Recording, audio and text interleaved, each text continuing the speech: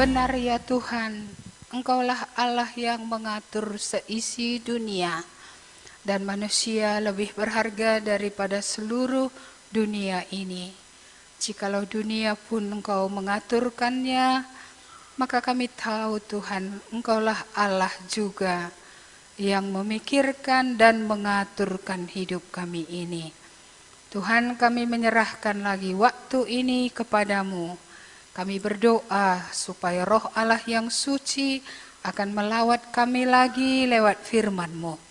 Sekalipun mungkin firman ini sudah kami hafal mati, tapi kami berdoa hari ini, berikan kesegaran, berikan kepada kami bukan saja pengertian, tapi kenyataan kehidupan bahwa firman ini jadi.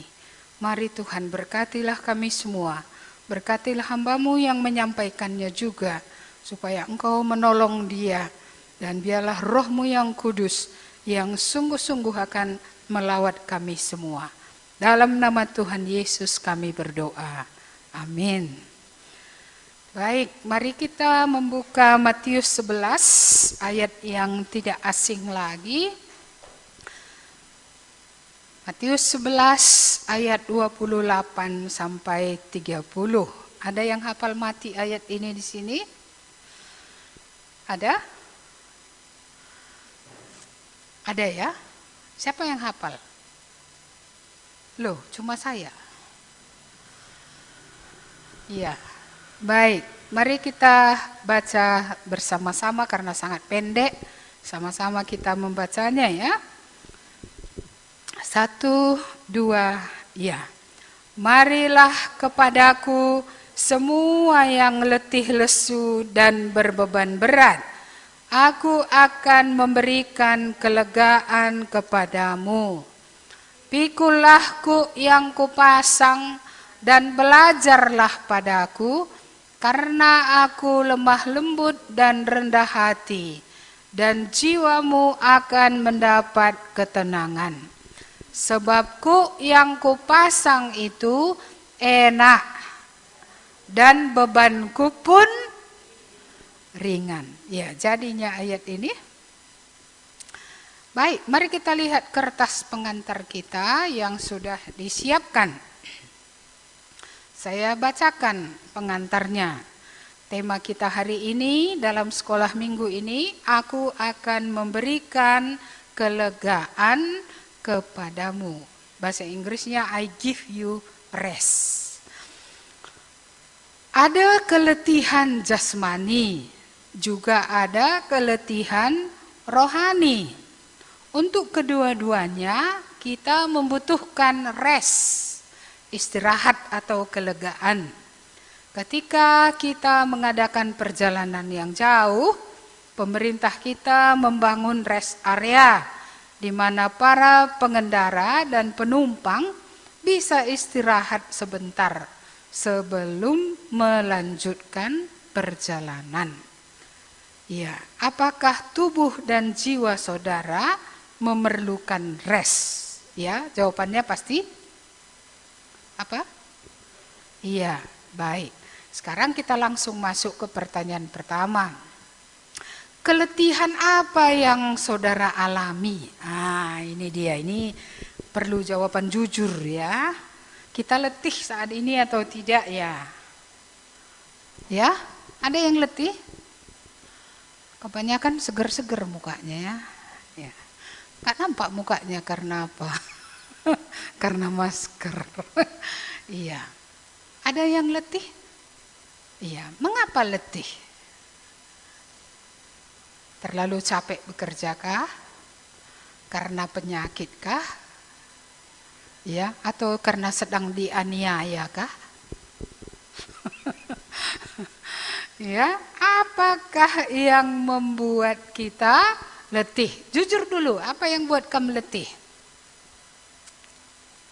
Ya, nggak ada letih yang di sini ya. Apalagi tidur nyenyak pula tadi malam kan, bangun udah seger. Gitu ya, nggak ada yang letih? Loh, kok nggak ada yang jawab? Ini boleh dijawab, ini sekolah minggu. Pekerjaan, ini berarti pekerjaannya ini sudah overwork, overdosis, overload ya. Ya, pekerjaannya berarti bertumpuk-tumpuk sehingga sudah letih. Ya, ada lagi? Ya. Penyakit.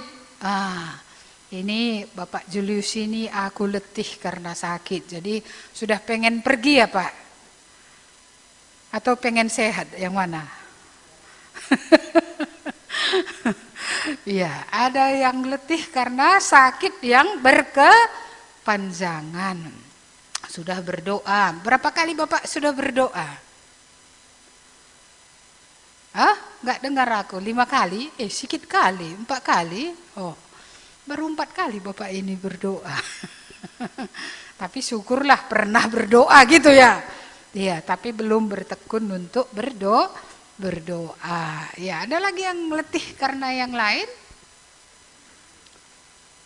Iya, ayolah jujur, kenapa kamu letih? Iya, poster dulu, kenapa letih poster?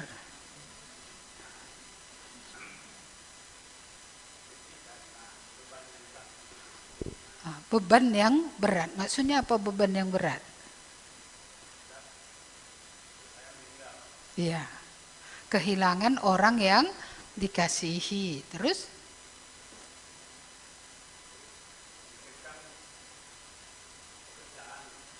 Iya, memikirkan pekerjaan untuk menghidupi diri dan menghidupi anak, kan gitu ya, letih juga, iya. Ada lagi yang letih, kalau yang mau menikah ini gue rasa nggak letih dia, atau itu pun letih juga, letih persiapan gitu ya. Iya, barangkali entah ada pula tikar yang perlu diangkat sedikit, piring yang perlu diangkat barangkali. Tapi itu kan nggak terlalu letih ya. Iya, mungkin letihnya di mananya ya, di jiwa ini kali ya. Aku akan memasuki suatu keadaan yang baru, kayak mana ya. Jadi melamun membayangkan keadaan yang baru capek juga. Dan nggak selesai kan gitu ya. Iya, jadi ada banyak alasan orang menjadi letih. Iya. Jadi kalau ditanya di sini mengapa, ya banyak alasannya. Tadi ada karena pekerjaan, ada karena penyakit, kehilangan orang yang dikasihi, tanggung jawab yang besar. Ya, bahkan ya apalagi ya, mungkin ada hal-hal yang nggak pernah terpikirkan terjadi. Ya, saya membaca berita tentang di Sulawesi itu ada 4 orang Kristen, 2 yang dipotong, ya kan, lehernya putus. Saya lihat gambarnya, saya membayangkan keluarganya pasti letih. Walaupun yang mati itu kalau dia mati di dalam Tuhan dia udah ke sorga. Termasuk martir lah kan begitu ya. Tapi yang ditinggalkan itu kan letih karena ada satu suami istri yang meninggalkan semua anaknya. Itu suami istri loh, bukan suaminya saja, istrinya juga. Ya, itu adalah menantu dari ibu itu dan anaknya. Iya, bayangkan dia meninggalkan semua anak. Iya, dan ibu ini sudah tua. Iya. Anaknya nggak ada lagi, menantunya tiada lagi. Ini kan letih ini. Bagaimana nanti ini ke depan? Saya lihat pengebumiannya, walaupun memang nyanyinya di situ, oh Yerusalem kota mulia, hatiku rindu ke sana. Ya, tapi beratlah bagi yang ditinggalkan. Ya, baik. Mari kita melihat dulu ayat yang saya tulis di sini. Mari kita lihat 2 Korintus pasal 4. 2 Korintus pasal yang keempat. Ini ayat yang juga sudah sering kita baca. Saya saja yang membacanya, yang lain boleh mendengarkan. Sebab itu kami tidak tawar hati, meskipun manusia lahiriah kami makin merosot, namun manusia batiniah kami dibaharui dari sehari ke sehari. Sebab penderitaan ringan yang sekarang ini mengerjakan bagi kami kemuliaan kekal yang melebihi segala-galanya, jauh lebih besar daripada penderitaan kami. Sebab kami tidak memperhatikan yang kelihatan, melainkan yang tak kelihatan. Karena yang kelihatan adalah sementara, sedangkan yang tak kelihatan adalah kekal. Iya. Jadi kita melihat di sini tubuh yang semakin merosot. Iya. Sejak manusia keluar dari Taman Eden memang makin merosot. Iya, semuanya. Iya. Makin merosot, tubuh makin merosot, ya, dan makin tua ya makin merosot. Ya, kamu jaga-jaga pun dengan segala vitamin, dengan segala makanan sehat, dia siklusnya memang akan seperti itu. Tidak ada orang akan awet muda sampai umur 100 tahun. Nggak ada ya, onderdil bagian dalam ini satu persatu akan berkurang kualitas pekerjaannya. Iya, semuanya, baik daya pikir, baik mata, baik kerja usus, baik kerja ginjal. Iya, semua tubuh ini akan makin merosot. Tapi bisa nggak kita nggak lelah walaupun itu merosot ya? Kuncinya tadi di sini adalah karena manusia batiniah dibaharui hari ke sehari. Jadi kuncinya rupanya adalah pada hati. Kalau hati ini, jiwa ini dibaharui hari ke sehari, berarti akan ada kekuatan untuk mengalahkan ataupun menghadapi tubuh yang merosot itu. Tapi kalau kekuatan rohani ini tidak ada, kita tidak bersemangat, kita makin lemas, kita menyerahkan diri kepada kecemasan, bukan menyerahkan diri kepada Tuhan yang kuat, iya, maka kita akan makin lemah. Saudara-saudara, ini saya rasa penting. Karena sering kali kita merasa, terutama yang lansia ya, sesudah tua, merasa dia berhak untuk tidak semangat gitu. Sakit itu boleh ada, tapi tiap hari berdoa, jangan berdoa hari ini untuk besok ya. Artinya untuk minggu depan pun doanya hari ini gitu, nggak begitu.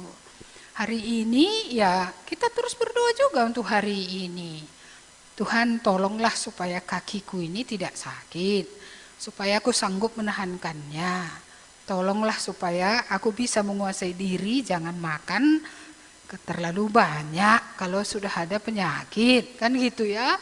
Boleh makan apa saja, sedikit, tidak boleh banyak, karena tubuh masih membutuhkan untuk menopangnya, butuh nutrisi juga, tapi tidak banyak, kan gitu ya. Iya, jadi harus ada disiplin yang tinggi.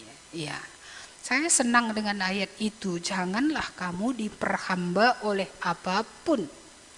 Tapi masalahnya penyakit saya ini mendatangkan rasa haus yang berlebihan, dan dia juga mendatangkan rasa lapar yang gak berhenti-berhenti. Jadi yang dibutuhkan sebenarnya sebuah pil yang membuat tidak lapar. Tapi tidak ada. Iya, jadi rasa lapar inilah harus diperangi juga. Bagaimana caranya? Bisakah ketika lapar dilatih otak ini, jahe yang diminum ini pun makanan ya. Iya, seperti itu. Iya. Jadi ini kita melihat ya, tubuh yang merosot itu sejak dari Taman Eden sampai kematian. Tidak bisa tidak. Puji Tuhanlah kalau ada orang terus sampai tua matanya terang. Karena ada teman yang matanya tidak bisa melihat. Ada juga teman yang gak bisa ke gereja lagi karena telinganya apapun gak bisa lagi dia dengar. Iya, saudara kita lah itu kan, gak bisa lagi dia dengar. Jadi datang pun aku nggak apapun ku dengar katanya. Ya betul juga. Kalau berjam-jam apapun nggak kita dengar, bagaimana kita bisa duduk, kan susah juga. Iya. Jadi merosot. Ya. Baik, apalagi ya yang membuat lelah, yang membuat kita letih. Coba kita lihat sebentar Roma 8 ayat 22-23. Roma 8 ayat 22-23. Kalau tadi kita sudah melihat secara fisik, ini kita lihat dari segi yang lain.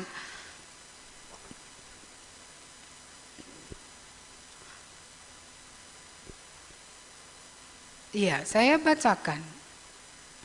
Sebab kita tahu bahwa sampai sekarang segala makhluk sama-sama mengeluh dan sama-sama merasa sakit bersalin.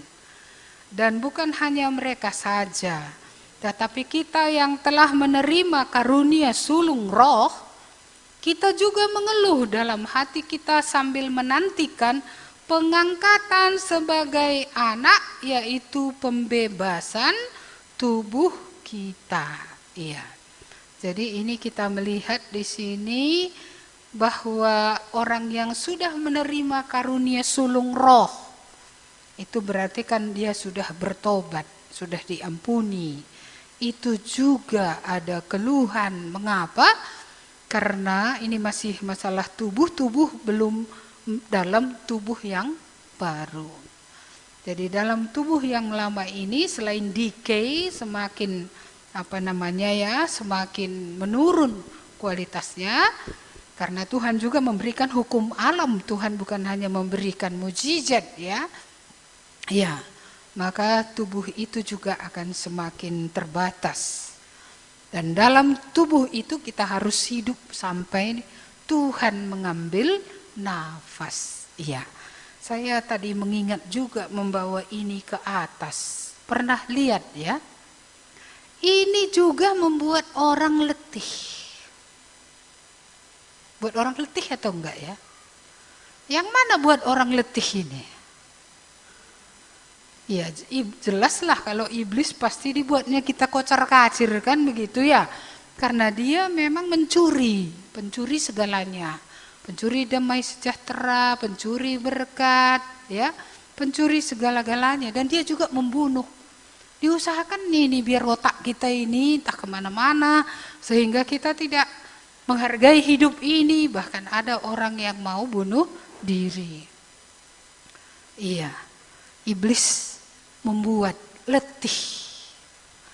Iya, hari ini dia suruh ambil apa? Jeruk purut, besok dia suruh ambil jerango, besoknya ambil lagi kodok 7 ekor dari 7 parit. Saudara-saudara, letih. Iya, tapi tabiat ini buat letih atau tidak ya? Dosa tidak akan pernah membuat orang segar, nggak pernah. Dosa akan terus membuat orang letih. Masih ingat si musang ya? Musang ini adalah pencuri. Iya, dia kalau kita pelihara ayam di lipo, di belakang dia kalau datang dia suka ambil tanpa permisi. Ini si musang. Iya. Letih karena mengambil milik orang. Nanti nampaknya mana bisa tenang. Ya. Tidak tenang orang yang hidup mengambil yang bukan miliknya.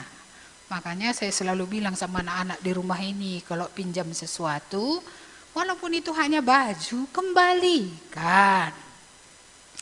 Jangan udah minjam lalu anggap milik sendiri. Iya, karena ada kadang entah karena apa, pinjam dulu bajumu ya, pinjam, nggak balik-balik. Iya, ada si ular. Si ular udah tahu kita ya, ular ini jalannya bengkok-bengkok. Tapi nanti dia mau mematok. Iya. Kadang-kadang kita ngomong dengan orang bisa juga gini, bersiasat dia ngomong-ngomong nggak lurus. Saya nggak tahu pula bengkok-bengkok, lurus cuman saya tahu. Makanya kadang orang nggak suka sama saya. Iya. Tapi kalau si ular ini dia bengkok-bengkok, ini. Ya, tapi sudah ada targetnya rupanya, gitu ya. Ini capek juga, capek.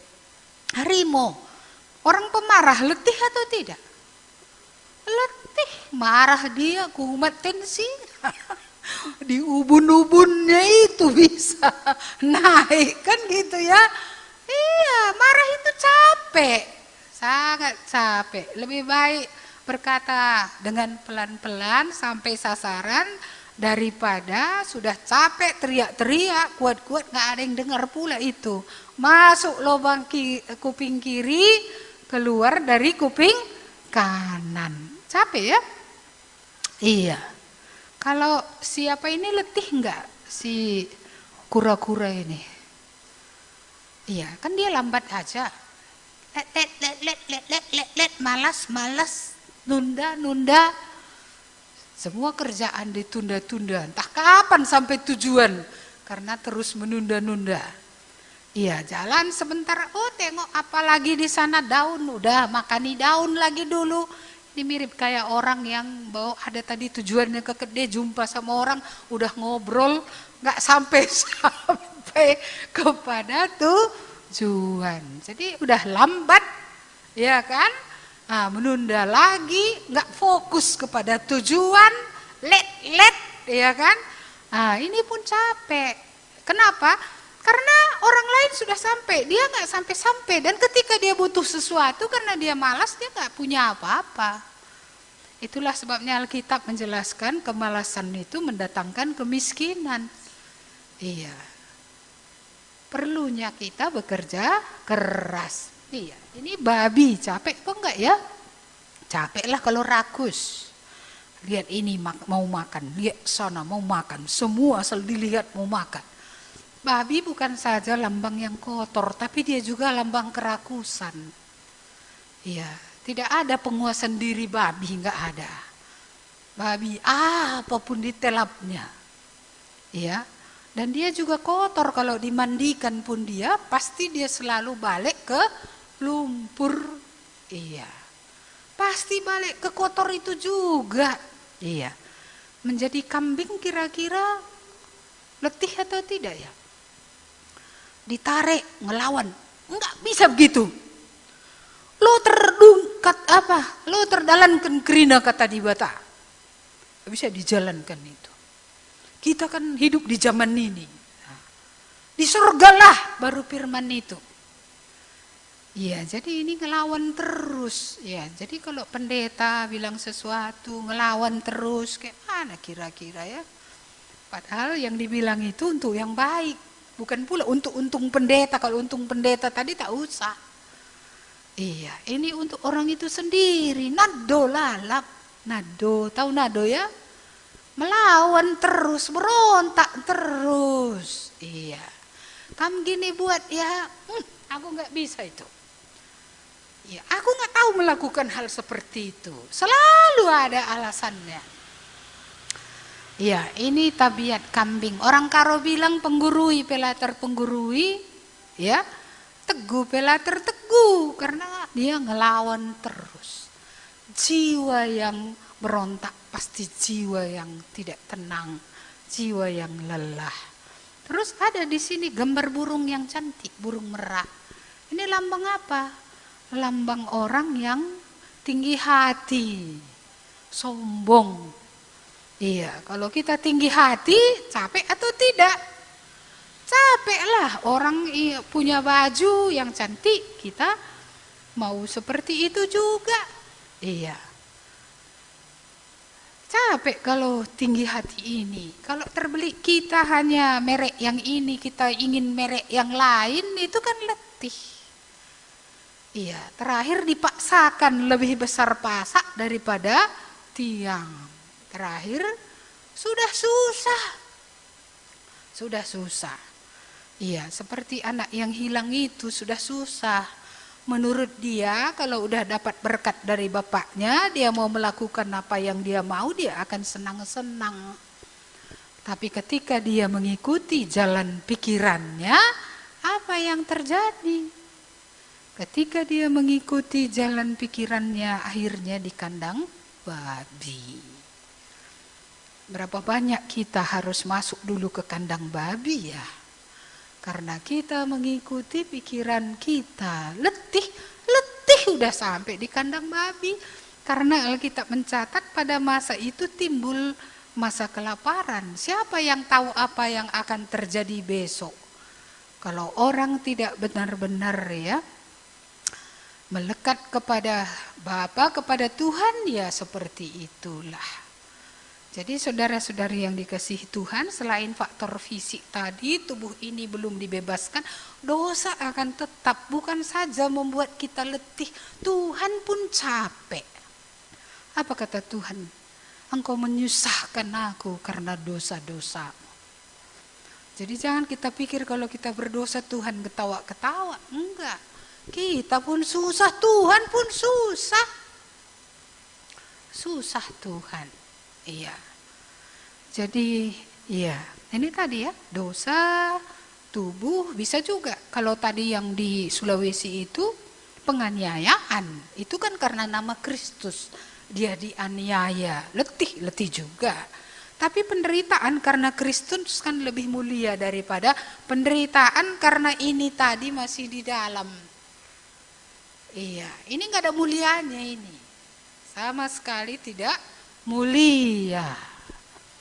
Iya, tapi kalau karena kebenaran kita diejek, karena kebenaran kita dicakapkan orang, karena kebenaran kita dihina, iya, itu kasih karunia dari Allah. Itu kemuliaan tersendiri yang dikaruniakan Tuhan kepada orang percaya. Karena kan Tuhan bilang di dalam dunia kamu akan menderita penganiayaan, tapi kuatkanlah hatimu. Baik, mari kita masuk ke nomor 2. Siapakah yang dipanggil Yesus untuk datang kepadanya? Kembali kita ke Matius 11 tadi, ayat yang ke-28. Marilah kepadaku semua yang letih lesu dan berbeban berat. Kadang kita pikir ini untuk orang belum bertobat saja. Tidak. Ini juga tadi yang sudah menerima karunia sulung roh. Karena orang yang sudah percaya juga memiliki pergumulan di dunia. Karena Tuhan tidak pernah mengatakan untuk yang bertobat ku angkat segala problem dari hidupmu. Enggak ada itu. Tidak bertobat ada banyak masalah, bertobat pun ada masalah. Cuma kalau kita tidak bertobat dalam menghadapi masalah itu pakai kekuatan sendiri tadi. Cara-cara sendiri. Ya, capek sendiri, mati sendiri. Iya. Tapi kalau orang yang sudah bertobat punya masalah, dia tidak sendiri. Ada Tuhan yang telah menebus dia itu yang akan memberikan kekuatan. Iya, dia akan mengokohkan, dia akan menolong. Marilah kepadaku. Ini siapa yang manggil? Tuhan. Perlukin kamu merasa kamu datang. Entah dengan segala yang kamu alami itu pun kamu cuek-cuek saja. Kamu tidak serius datang. Kapan ada waktu situ kamu datang, bukan kamu khususkan waktu. Aku mau datang kepada Tuhan, bergumul soal yang ini. Apakah itu soal yang kita lihat tadi di sini, ya? Tabiat-tabiat yang belum selesai ini yang mengakibatkan banyak penderitaan akhirnya dalam hidup kita. Perlu kita waktu yang khusus. Iya. Ya, jadi perlu kita waktu yang khusus. Apalagi kalau itu bukan soal dosa. Iya, oleh karena kita masih hidup di dalam bumi ini, ada penderitaan yang kita alami. Ya kan? Ya, kita bukan karena dosa ya. Kalau karena dosa kan memang wajarnya. Kalau karena dosa itu kita menderita. Seperti anak bungsu itu. Harus pun menderita. Karena kalau nggak menderita dia, kurasa dia nggak pernah kembali. Iya, jadi memang Tuhan izinkan ikut-ikutinya, ukurnya itu, tapi akhirnya untuk menderita. Supaya setelah dia menderita, dia tahu hikmat Allah lebih tinggi daripada hikmat dia, hikmat manusia. Dan akhirnya dia menyerahkan otaknya yang encer itu, yang cepat kali bertindak itu, ya, kepada Tuhan dan mengatakan, Tuhan, hari ini aku berhenti. Aku mengakui Engkau lebih tinggi dari aku, hikmat-Mu lebih tinggi, jalan-Mu lebih tinggi dari jalanku. Marilah kepadaku. Ini serius, bukan asal-asalan. Bukan kita bisa datang kapan kita mau dan kita datang tidak dengan tekun. Tuhan mau kita datang dengan serius. Kita betul-betul tidak sanggup, kita betul-betul memerlukan Tuhan. Ya, kalau itu mengenai dosa, kita perlu betul-betul keluar dari lingkaran dosa itu. Karena kalau kita tidak keluar, belenggu itu akan semakin parah. Tapi saya senang kalau orang datang kepada Tuhan bukan oleh karena akibat daripada dosa itu, tapi karena dia sudah sadar dosa itu adalah dosa. Banyak orang ketika menderita, dia sadar itu dosa. Ya, boleh juga, tapi itu sangat lemah. Karena seandainya dia tak menderita, dosa itu akan diteruskannya. Iya, bukan oleh karena efek daripada dosa itu penderitaan saja. Orang datang kepada Tuhan, tapi karena benar-benar menyadari, ini memang tidak benar, ini menjijikkan. Jangan anggap remeh.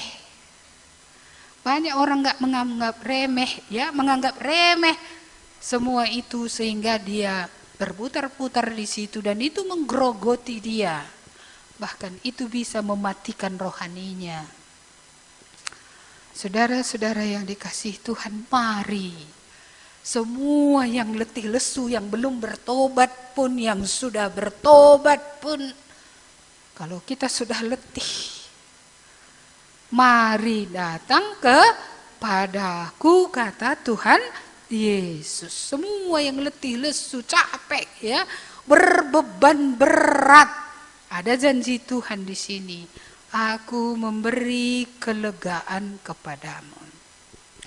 Saya ingin berbicara tentang rest ini, ya, kelegaan ini. Kelegaan ini ada dua, bukan satu. Kelegaan ini ada kelegaan yang kita butuhkan continue.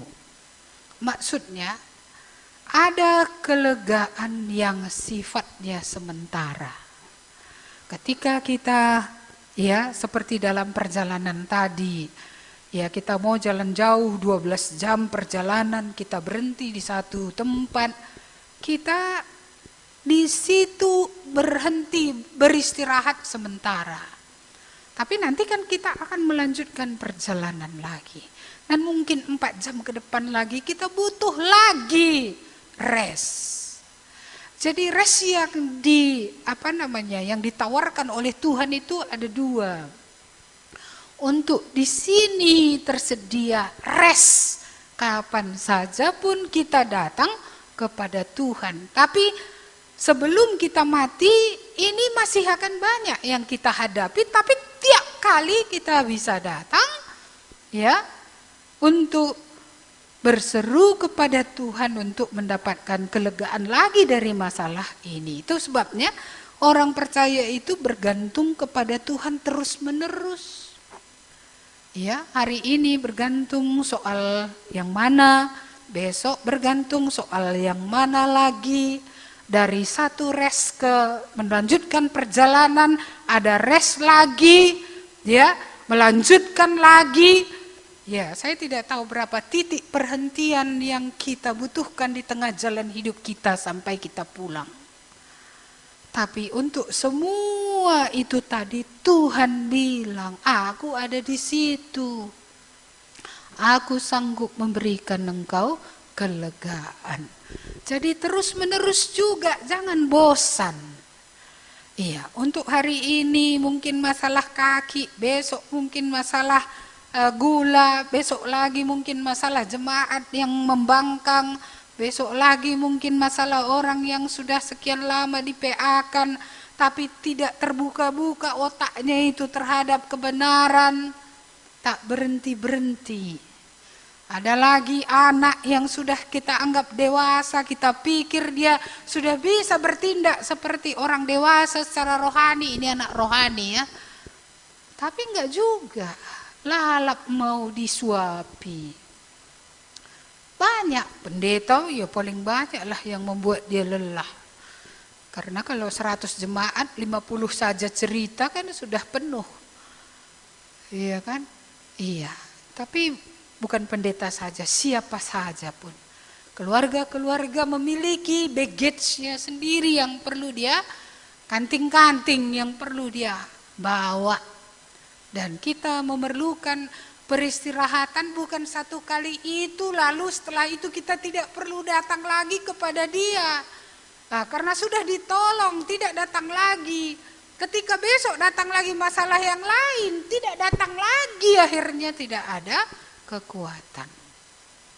Kelegaan ini ada dua, kelegaan di sini dan kelegaan di dunia yang akan datang. Itu sebabnya saya tuliskan Wahyu 14 ayat 13 itu, karena itu kita hafal ayat itu ya, berbahagialah orang yang mati di dalam Tuhan. Mereka akan beristirahat dari jerih lelahnya.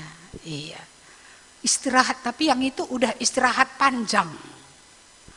Iya, karena tubuh sudah dibaharui, sudah bersama Tuhan, istirahatnya sudah panjang. Artinya, ya dengan Tuhan itu dia sudah terus selama-lamanya.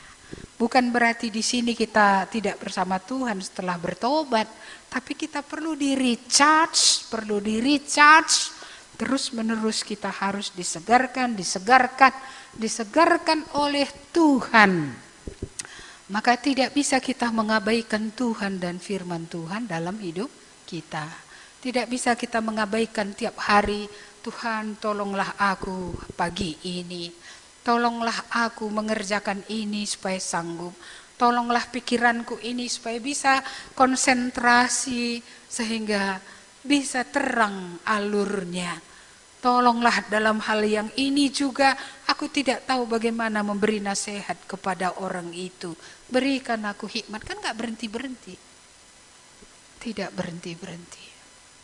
Ya, terus menerus, makanya dikatakan berdoalah senantiasa. Tetaplah berdoa, bukan berdoa pada hari pertobatan saja. Terus menerus dalam hidup ini kita harus datang kepada Tuhan. Iya. Baik, nomor 3 ini saya rasa penting. Dengan cara bagaimana kelegaan atau rest itu bisa kita alami dalam perjalanan hidup kita. Ayat 2:9. Pikullah ku yang kupasang dan belajarlah padaku karena aku lemah lembut dan rendah hati, dan jiwamu akan mendapat ketenangan. Sebab kuk yang kupasang itu enak, dan bebanku pun ringan. Nah, kayak mana menurut kita ayat ini ya? Pikulah kuk yang kupasang. Bahasa Inggris daripada kuk itu yoke. Yoke itu sebuah alat yang dipakai biasanya di pertanian ya. Nah, ada 2 ekor sapi atau 2 ekor lembu yang dipasangkan yok itu di lehernya. Iya. Lalu nanti ya ini akan bekerja gitu. Iya, untuk mempersiapkan tanah untuk bisa ditanami. Ya, jadi ini Tuhan yang memasangkan yok. Iya.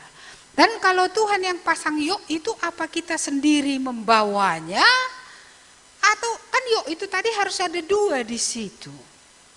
Jadi ketika yok ini dibawa, ya itu berarti Tuhan dan orang itu berjalan bersama-sama.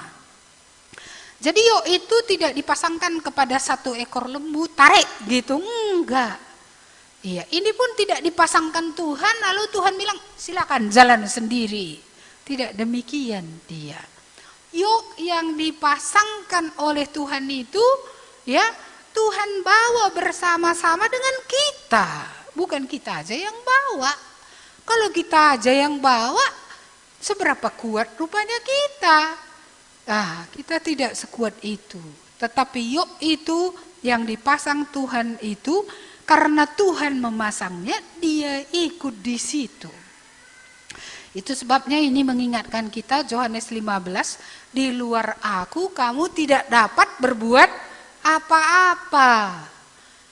Ini pun kalau bersama Tuhan kita, ya memikul atau mengerjakan apa yang Tuhan suruh, itu memang nggak akan berat dan ringan, iya. Tapi kalau yang yok yang kita bawa ini bukan yang Tuhan pasangkan. Yang jumpa kita tengah jalan, kayu ya, yok yang seperti itu, kok seperti itu. Kita ambil, aku bawa sajalah ini gitu ya. Nah, kalau kita bawa saja, itu ukurannya siapa yang buat? Kalau yang dari Tuhan kan ada ukurannya. Kalau yang dari dunia ini atau tergeletak di sana kita bawa, ya inilah yang membuat menjadi berat. Maka perlu kita gumulkan. Yang ku bawa ini dari Tuhan atau dari diriku? Ku kutip dia di tengah jalan lalu ku bawa-bawa. Iya, saudara-saudara, Tuhan bilang, kalau yang ku pasang itu nakku enak.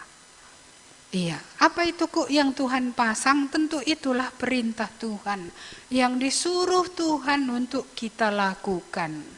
Maka sangat penting memang kita mendengar apa yang Tuhan katakan. Ada kepekaan dari Tuhan. Apa yang dipasangkan Tuhan untuk kita bawa. Karena kalau Tuhan yang memasangkannya, dia sudah takar itu. Dan dia bilang, yang kupasang itu enak dan beban itu pun ringan. Jadi kalau udah berat nanti ya, sudah nggak tahu lagi lah gimana gitu ya. Kita perlu review kembali. Ini Tuhankah memasangkannya untuk kubawa, ataukah aku yang mengambilnya sendiri untuk membawanya? Dan Tuhan bilang tadi apa? Belajar sama aku.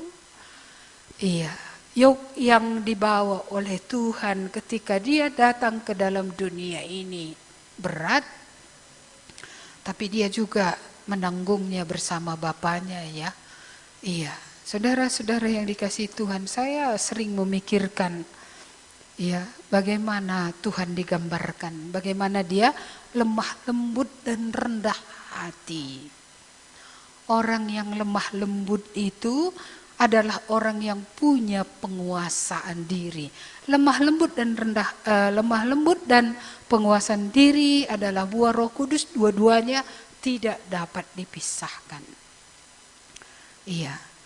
Kita melihat bagaimana Yesus oleh karena belas kasihannya menyembuhkan orang buta, ya, menghidupkan anak dari ibu yang kematian anaknya itu di kota Nain, ya, menyembuhkan orang yang sakit kusta, banyak yang dilakukan oleh Yesus kepada orang berdosa.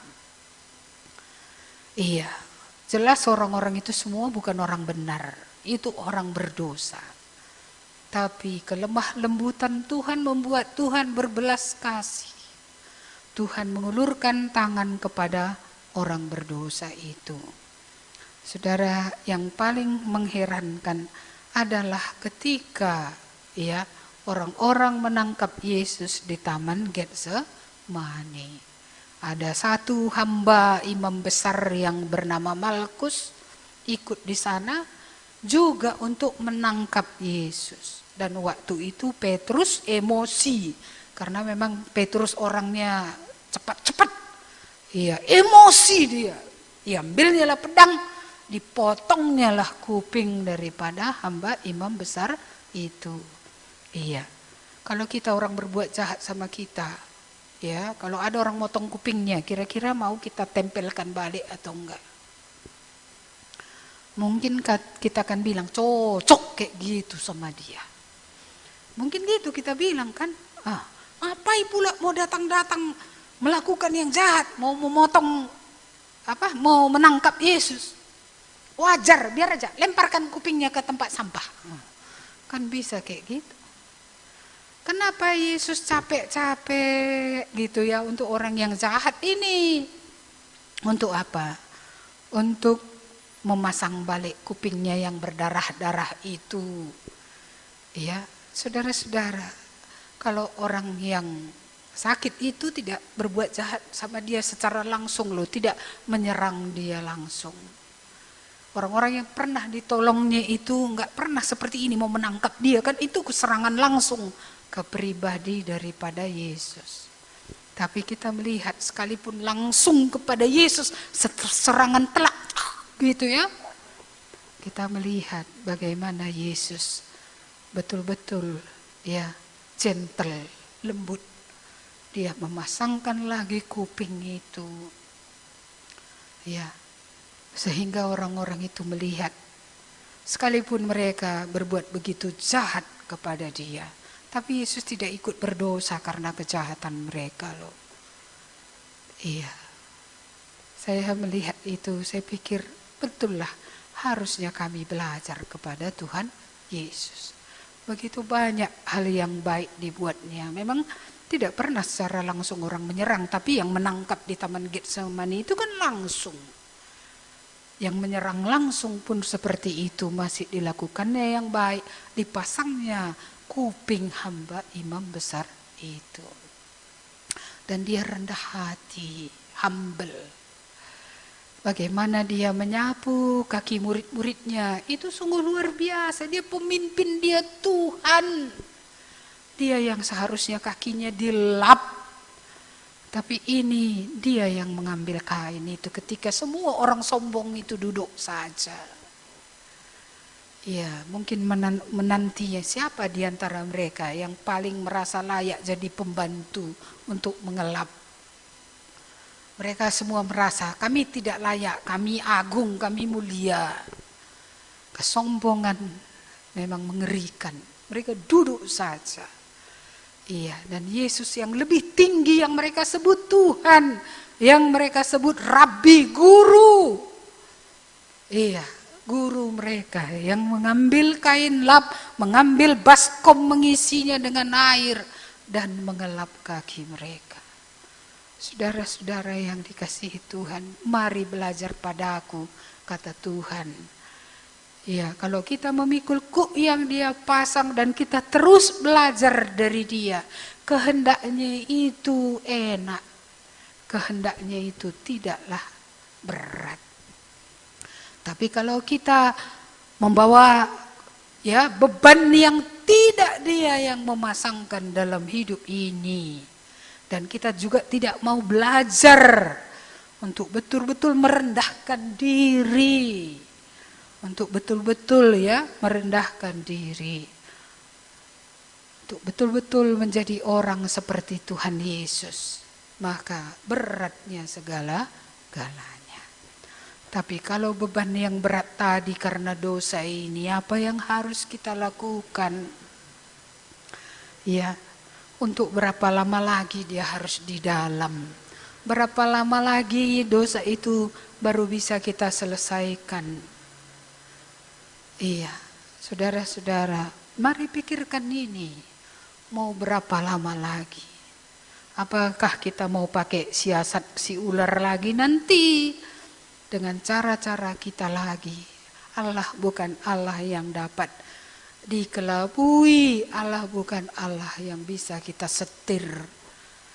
Iya, dia bukan saja membaca yang di luar, dia membaca yang di dalam hati juga. Kandasnya anak bungsu itu ya baru bisa dia benar-benar sadar dan mengambil keputusan untuk kembali, tapi bukan hanya kembali. Memperbaiki suatu keadaan itu butuh keputusan yang serius di hadapan Tuhan. Kita mau terus berbeban berat ataukah kita mau menanggalkan beban berat ini? Kadang ketika kita sudah serahkan kepada Tuhan, ada juga bagian Tuhan, ada juga bagian kita. Karena dulu yang menciptakan masalah itu kan bukan Tuhan, kita sendiri. Kita meminta hikmat Tuhan bagaimana caranya, tapi kadang-kadang harus ada bagian kita juga dalam semuanya itu. Iya. Kalau ada anak-anak kami ini kan suka main game, beli alat senjata sekian rupiah. Ya akhirnya banyak uang habis gitu, minta ampun kepada Tuhan. Iya kan, tapi kan tidak berarti bahwa uang yang habis tadi, entah uang sekolah tadi, turun dari sorga lalu kemudian bisa dibayarkan uang sekolahnya. Harus dia setelah selesaikan itu bekerja keras supaya bisa dia selesaikan. Supaya mulialah Tuhan dan tidak ada jalannya Tuhan dihina. Iya, mari kita kembali ke aplikasi. Waktu saya sudah habis ya. Masihkah kita dengarkan Tuhan memanggil? Gimana jawabannya? Iya, kamu jawab sendiri. Lalu yang kedua, apa yang menghalangi kita mendapatkan kelegaan itu? Apa? Apanya membuat muka ini enggak lagi terang? Ya, enggak lagi ikut Tuhan itu ringan dan enak.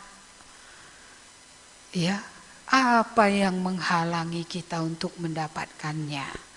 Entah apapun itu, Tuhan bilang, mari, aku sanggup memberi kelegaan. Serahkan semua kepada Tuhan.